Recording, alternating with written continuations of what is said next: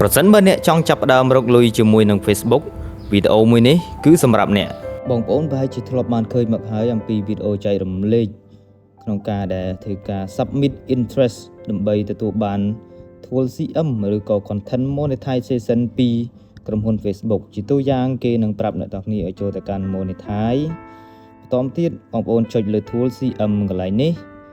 ហើយនៅកន្លែងនេះគឺយើងអាចធ្វើការ submit form ជាដើមនៅពេលដែលយើងចុចលើ form នេះគឺគេនឹងឲ្យយើងបំពេញបែបបទមួយចំនួនដើម្បីទទួលបាន Tool CM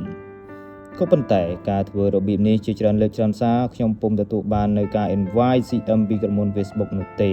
ដូច្នេះហើយនៅក្នុងវីដេអូមួយនេះខ្ញុំមកធ្វើការណែនាំអ្នកទាំងអស់គ្នាឲ្យមកធ្វើការ build page មួយប្រភេទដែលមានទម្រង់បែបនេះដល់ពេលយើងចុចចូលនៅក្នុង content monetization អ្នកទាំងអស់គ្នានឹងឃើញ waitlist criteria ដែលគេដាក់ឲ្យបើសិនជាយើងចុចចូលជ្រៅបន្តិចទៀតអ្នកទាំងអស់គ្នានឹងឃើញអាយុដែលអ្នកទាំងអស់គ្នាមានសិទ្ធិធ្វើការសាងប្រាក់ចំណូលជាមួយនឹង Facebook ប្រទេសដែលអ្នកទាំងអស់គ្នានៅហើយនឹងអាយុរបស់ page ឬក៏ account Facebook របស់អ្នកទាំងអស់គ្នាដែលមានសិទ្ធិទទួលបានការ invite content monetization ហើយធ្វើការ post reel យ៉ាងហោចណាស់ក៏3 post ដែរក្នុងរយៈពេល30ថ្ងៃចុងក្រោយហើយនឹង follower គឺ 10k follower ហើយនឹងចំណុចចុងក្រោយមួយទៀតនោះគឺទទួលបាន view យ៉ាងហោចណាស់ក៏ 150k view ដែរហើយបន្តិចទៀតនេះខ្ញុំនឹងបង្ហាញអ្នកទាំងគ្នាអំពីលទ្ធផលដែលខ្ញុំទទួលបាន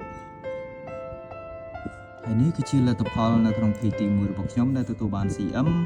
ហើយនេះគឺជាលទ្ធផលនៅក្នុង page ទី2របស់ខ្ញុំដែលខ្ញុំទទួលបាន CM ផងដែរ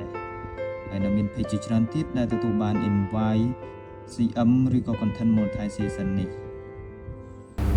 ប្រសិនបើអ្នកគិតថាវីដេអូមួយនេះមានប្រយោជន៍សូមជួយចុច like ចុច share ដើម្បីឲ្យអ្នកដទៃទៀតបានឃើញផងសូមអរគុណ